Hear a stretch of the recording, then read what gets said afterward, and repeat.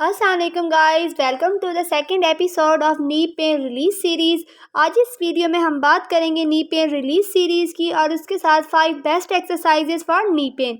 I am doctor Mahnaz Akhtar. उम्मीद करती हूँ कि आप सब खैरियत से होंगे। आज इस वीडियो में हम बात करेंगे ऑस्टियोआर्थराइटिस की, जिसको हम OA ऑफ नी पेन भी कहते हैं। साथ में 5 ऐसी बेस्ट एक्सरसाइजेज जो नी पेन के लिए हैं। आपने मोस्टली लोगों को देखा है कि वो कह रहे होते हैं कि हमें नी प्रॉब्लम है, तो हमारी नी में गैप आ गया है, यानी कि हमारी दो बोन्स के दरमियान में गैप आ गया है। हालांकि गैप आया नहीं होता, बल्कि गैप कम होता है। उन दो बोन्स के दरमियान में गैप कम हो रहा होता है किसी भी डीजनरेटिव कॉजेज़ की वजह से या किसी भी इन्फेक्शन की वजह से। तो आपको इस वीडियो में हम ये बताएंगे कि ऑस्टियोआर्थराइटिस क्या होता है, वो किस तरह हमारी दो बोन्स के दरमियान में गैप कम करता है, और इससे बचने के लिए कौन सी 5 बेस्ट एक्सरसाइजेज हैं कि अगर आपको ऑस्टियोआर्थराइटिस हो गया है तो आपने फर्दर किस तरह ख़ुद को बचाना है, अपने नी को सर्जरी से बचाना है, नी रिप्लेसमेंट से बचाना है। इस वीडियो में जो एक्सरसाइजेज मैं आपको बताऊँगी वो आपने लाजमी करनी है। इस वीडियो को एंड तक देखिएगा ताकि आपको हर एक चीज़ क्लियर हो जाए। चलिए आइए सबसे पहले हम देखते हैं कि ऑस्टियोआर्थराइटिस से क्या होता है।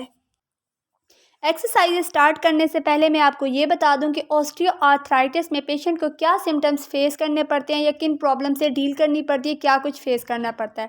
तो सबसे पहले क्या होता है, पेन। पेन अब किस तरह के, जो हमारे पास नी जॉइंट होता है ना, ये फीमर के लोअर एंड से और टीबिया के अपर एंड से बना होता है। यहाँ पे पटेला भी होता है, लेकिन उसका कोई ख़ास काम नहीं होता है क्योंकि वो सिर्फ ग्लाइड कर रहा होता है इसके ऊपर। और अगर आप ये देखें तो ये पिछली साइड पे हमारे पास फैब्यूला भी आता है। फैब्यूला का भी जॉइंट में कोई काम नहीं होता, ये सिर्फ हमारे पास जॉइंट सिर्फ टीबिया और हमारे पास फीमर बनाता है। तो इनके दरमियान एक कुशन लाइक सा मटेरियल होता है दोनों के दरमियान, जो एक कार्टिलेज का काम करता है, जो दोनों को प्रोटेक्ट कर रहा होता है। तो इस कार्टिलेज को हम मेनिस्कस कहते हैं, जो कि एक कुशन का काम यहाँ पे कर रहा होता है। इसमें देखें तो यहाँ पे एक लुब्रिकेंट मूव कर रहा होता है, फ्लूइड सा होता है जो लुब्रिकेशन प्रोवाइड करता है। अब with the passage of time ये कार्टिलेज डैमेज होना शुरू हो जाता है, कम होने लग जाता है। डीजनरेशन कॉजेज़ की वजह से ये आहिस्ता आहिस्ता कम होता जाता है, और क्या होता है कि जो कार्टिलेज है सारा ख़त्म हो जाता है। तो इसमें क्या है कि ये हमारा मीडियल साइड पे होता है। मीडियल साइड कौन सी होती है, जो अगर मैं आपको नॉर्मली बताऊं, जो हमारी अंदर वाला हिस्सा होता है उसका मीडियल साइड कहते हैं, जो बाहर वाला होता है उसको लेटरल साइड।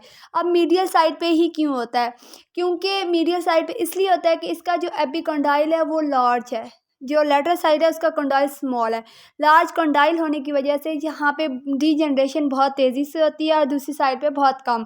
तो यही कार्टिलेज जब कम होता है ना, तो इसी को हम कह रहे होते हैं कि इसको ऑस्टियोआर्थराइटिस हो चुका है। अब ये होता है कि ऑस्टियोआर्थराइटिस जो है ना, ये पेन वाला जो रीजन आ रहा है जहाँ पे कार्टिलेज डैमेज होता है, ये with the passage of time age के साथ साथ इंक्रीज़ होता जाता है।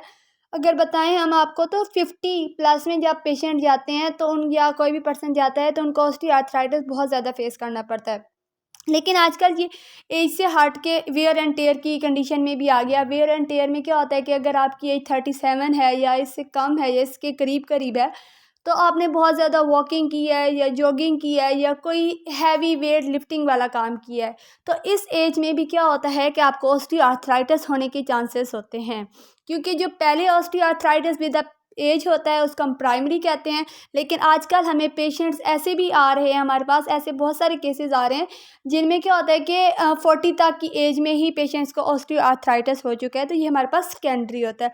तो इसमें क्या होता है कि पेशेंट को बहुत ज़्यादा पेन फील होती है, मोस्टली जब वो उठ के बैठे होते हैं और उठने लगते हैं उस वक्त, या फिर जब वॉक कर रहे होते हैं, मतलब जब भी वो वेट बेयरिंग वाला काम करते हैं तो उनको बहुत ही ज़्यादा पेन फील करनी पड़ती है। और ये हमारी मीडियल साइड पे यानी कि अंदर वाली साइड पे होती है। तो फर्स्ट हमारे पास पेन आ गया है। सेकंड क्या होती है, स्वेलिंग। यानी कि ऑस्टियोआर्थराइटिस में पेशेंट को स्वेलिंग बहुत ज़्यादा होती है उस नी जॉइंट में। इसमें अब क्या होता है कि जो रीजन है हमारा नी जॉइंट का, इसमें रेडनेस हो जाती है, फिर अडीमा हो जाती है। अब अडीमा में क्या होता है कि जो नी जॉइंट है ये लॉक हो जाती है, ना पेशेंट प्रॉपरली मूव कर पा रहा होता है, ना उसको सीधा कर पा रहा होता है, ना बेंड कर पा रहा होता है। तो इसके लिए भी ट्रीटमेंट होता है जो कि मैं आपको आगे बताऊंगी। Third and most important feature इसका क्या आता है, क्रेपिटस। इसमें क्या होता है कि आपको क्रिक क्रिक सी आवाज़ सुनाई दे रही होती है। आपने मोस्टली ये देखा होगा, या जो भी नी पेशेंट्स होते हैं, नी पेन वाले, तो उनके अंदर ना क्रिक क्रिक सी आवाज़ आ रही होती है जब वो उठ रहे होते हैं या बैठ रहे होते हैं, अपनी नी को बेंड कर रहे होते हैं, क्रिक सी आवाज़ निकलती है। ये क्रिक आवाज़ किस लिए निकलती है कि जो कार्टिलेज है वो डैमेज हो चुका होता है, दो बोन्स आपस में रगड़ खा रही होती हैं, तो इनकी वजह से वो एक आवाज़ सी निकल रही होती है। इसके साथ क्या होता है कि जो हमारे जॉइंट्स हैं या बोन है, इनके मार्जिन बाहर की तरफ निकलना शुरू हो जाते हैं, जिसको हम ऑस्टियोफाइट्स कहते हैं। तो अगर आप एक्सरे देखें तो एक्सरे में भी आपको नज़र आ रहा होगा कि ऑस्टियोफाइट वाले जो मार्जिन है वो बाहर निकलना शुरू हो गया। अब इससे क्या होता है, इससे हमें ये पता चलता है कि अब ऑस्टियोआर्थराइटिस की कौन सी स्टेज आ गई है और किस स्टेज पे अब क्या ट्रीटमेंट हमें करना है।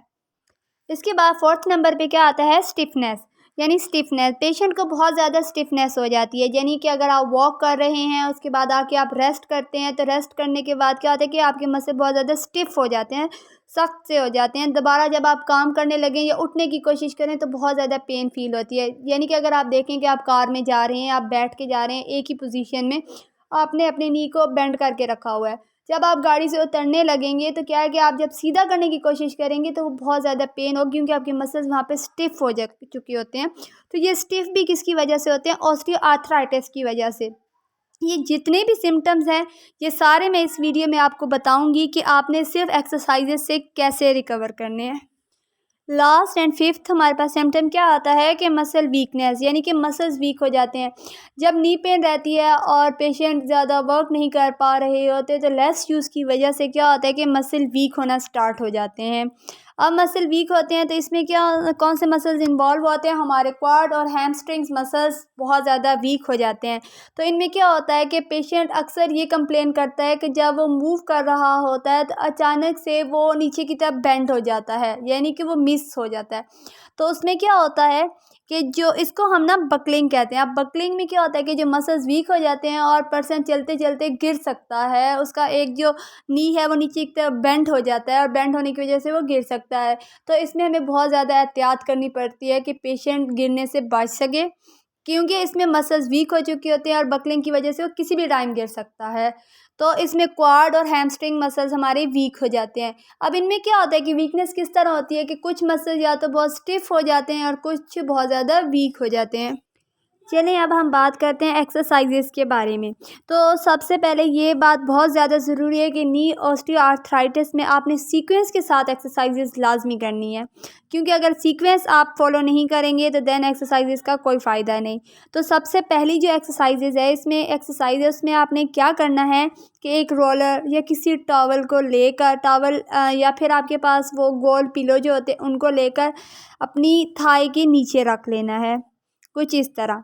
अब इससे क्या होगा कि जो आपने देखा है कि नी आर्थराइटिस वाले पेशेंट होते हैं तो उनकी जो नी है वो कम्प्लीटली बेड के साथ टच नहीं कर रही होती। आपने घर पे भी देखा होगा, जो बुज़ुर्ग हैं तो उनकी नी क्या होती है कि कम्प्लीटली टच नहीं कर पा रही होती। तो इसका क्या मतलब है कि जो हमारे क्वाड्रिसेप्स मसल्स हैं उनकी वर्किंग इनएफिशिएंट है, तो उसकी वर्किंग या वो स्ट्रेंथिंग नहीं है। तो उनकी एक्टिविटीज़ को एफिशिएंट करने के लिए और उनको स्ट्रेंथ देने के लिए क्या ज़रूरी है कि हमारा जो पिलो है या फिर हमारे पास जो टॉवल है, रोलर है, उसको थाई के नीचे रखें, कुछ इस तरह। थाई के नीचे रखने के बाद क्या करना है कि आपने पेशेंट को ये कहना है कि अपनी लेग को हल्का सा ऊपर मूव करो और बिल्कुल आराम से, थाई वहीं रहने दें, बस सिर्फ अपनी जो लेग है इसको मूव करें। वो कुछ इस तरह लेग को मूव करेंगे। देन उनको कहना है कि जो उनका पाँव है उसको फेस की तरफ यूँ बेंड करें। अब दोबारा आप देख लें कि पेशेंट को क्या कहना है कि उनकी थाई को वैसे ही सपोर्ट मिला हुआ है तो उसको बिल्कुल नहीं हिलाना, सिर्फ अपनी जो लेग है इसको ऊपर की तरफ हल्का सा उठाएं एंड देन क्या करें, इसको फेस की तरफ मूव करें। ये 5 सेकंड के लिए आपने इसको होल्ड करके रखना है। 20 इंटरवल में आपने इसको करना है, यानी कि सुबह भी आपने इसको लाजमी करना है, शाम को भी लाजमी करना है। अब फिर से एक दफ़ा देख लें इसे। अब सेकंड एक्सरसाइज में क्या करना है, इसमें आपने क्या करना है कि एक टॉवल को ले लेना है और उसको अपनी नी के नीचे रख लेना है। अब इससे क्या होगा कि जिस लेग में आपको पेन है, सपोज़ कि आपकी राइट साइड वाली लेग में पेन है एंड लेफ़्ट साइड वाली ठीक है, तो आपने लेफ़्ट साइड वाली को बेंड कर लेना है ताकि आपका पेल्विस उठे ना, उस पर कोई स्ट्रेस ना आए। जो राइट साइड वाली लेग है इसके नीचे आपने कुछ इस तरह टॉवल रोल रख लेना है और उसके बाद क्या करना है कि पेशेंट को कहना है कि जो अपनी नी है उसको नीचे की तरफ प्रेस करो, लाइटली नीचे की तरफ प्रेस करो। सबसे इम्पोर्टेंट चीज़ इसमें ये है कि आपने ये लाजमी देखना है कि उसकी हील जो है वो बेड को टच ही करे, वो उठे ना, हील बिल्कुल वहीं पे रहनी चाहिए। सिर्फ जो उसका नी वाला रीजन है वो ऊपर की तरफ जाए। 5 मिनट के लिए, 5 सेकंड के लिए उसको होल्ड करे एंड देन नीचे की तरफ। ये आपने 20 इंटरवल में लाजमी करना है, यानी कि इसको भी आपने सुबह भी लाजमी करना है, रात को भी लाजमी करना है। 5 सेकंड के लिए होल्ड करना है एंड देन 20 इंटरवल में करना है। अब अगर इसके बाद हम थर्ड एक्सरसाइज की बात करें तो इसमें क्या करना है आपने, ये थर्ड मोस्ट इम्पॉर्टेंट एक्सरसाइज है। अब मैं बताती हूँ कि इसमें मोस्ट इम्पॉर्टेंट मैं क्यों कह रही हूँ, क्योंकि इसमें हमें अपनी हिप को सबसे पहले रिलैक्स रखना होता है, क्योंकि जो हिप के एबडक्टर मसल्स हैं उनको स्ट्रेंथिंग जितनी ज़्यादा होगी उतना ही हम ऑस्टियोआर्थराइटिस से बच सकेंगे और ऑस्टियोआर्थराइटिस को रिकवर कर सकेंगे। आप यकीन नहीं करेंगे कि जो एबडक्टर है हिप के वो बहुत ज़्यादा इंपॉर्टेंट रोल प्ले करते हैं इसके अंदर।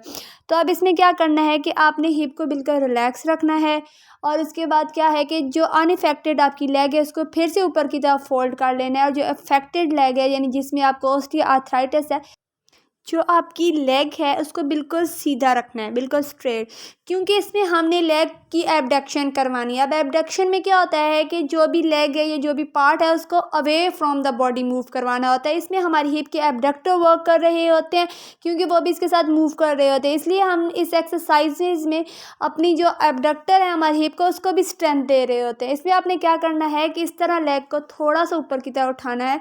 ये बात बहुत ख्याल से रखनी है आपने, और लाजमी देखना है कि जो आपका पटेला है वो डायरेक्टेड रूफ की तरह हो, यानी आपने उसको मोड़ना नहीं है।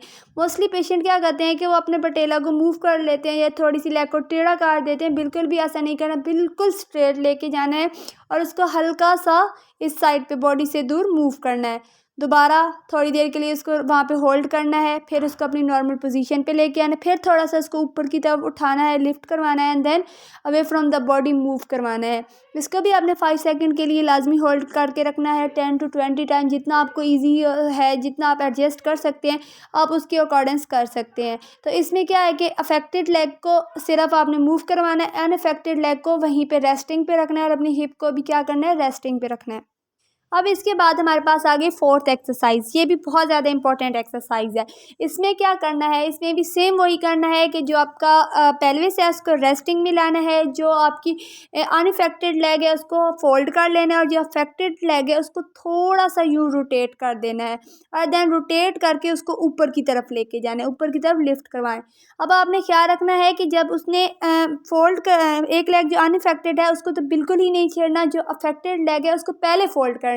मतलब कि मोस्टली पेशेंट क्या करते हैं कि जब वो ऊपर की तरफ लेके जाते हैं एंड देन क्या करते हैं कि वहाँ पे उसको रोटेट कर रहे होते हैं, उससे ज़्यादा उन्हें पेन फील हो रही होती है। तो ये वाला काम नहीं करना, बल्कि जब वो रेस्टिंग पे होगी तभी आपने उसको रोटेट कर लेना है एक साइड पे और देन क्या करना है, हल्का सा ऊपर की तरफ लिफ्ट करवाएं।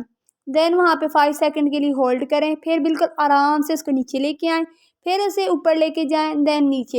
ये भी 5 सेकंड के लिए होल्ड करना है। आप इसको अपने अकॉर्डिंग एडजस्ट कर सकते हैं, यानी कि अगर आप स्टार्ट 10 से करें, 10 टाइम करें, देन आप 15 कर लें, देन 20 कर लें, जितना आपको ईजी है आपने उसी अकॉर्डिंग से इसे करना है। अब हम लास्ट एंड फिफ्थ एक्सरसाइज की बात करेंगे। अब तक हमने जो 4 एक्सरसाइजेस की हैं वो क्या हैं, वो स्ट्रेंथिंग एक्सरसाइजेज हैं, यानी कि वो स्ट्रेंथ दे रहे होते हैं। लेकिन ये जो फिफ्थ एक्सरसाइज है ये एक्सटेंशन है। इसमें आपकी जो हैमस्ट्रिंग्स हैं एंड क्वाड मसल्स दोनों ही क्या कर रहे होते हैं, एक्सटेंशन में जा रहे होते हैं। तो इसमें आपने क्या करना है कि एक लेग को बिल्कुल सीधा रख लेना है जो अनइफेक्टेड है, जो अफेक्टेड लेग है उसको ऊपर की तरफ उठाएं 90 डिग्री तक और पेशेंट से कहें कि वो अपने दोनों हाथ से इधर से ग्रिप कर ले, यानी कि अपनी टांग थाई के नीचे से उसे अच्छे से पकड़ ले। अब देखें ये 90 का एंगल बन गया। अब क्या करना है कि जो ऊपर वाली हमारी लेग है इसको भी 90 के एंगल पे लेके आए। अब इसमें अगर आप देखें तो थाई की जो हैमस्ट्रिंग है वो स्ट्रेंथ में है, यानी कि वो स्ट्रेच्ड है, एक्सटेंशन में है। और जो हमारे अब इसके बाद क्या करना है कि लेग को ऊपर की तरफ मूव करवाना है, जितना आप लेके जा सकते हैं उतना ऊपर करें। अगर आपकी लेग कम्प्लीटली ऊपर जाती है तो ये बहुत अच्छी बात है। तो अब अगर आप यहाँ पे देखें तो जो हमारे हैमस्ट्रिंग है वो भी एक्सटेंशन में आ गया, हमारे क्वाड भी और हैमस्ट्रिंग दोनों मसल्स क्या है इधर एक्सटेंशन में आ गए हैं।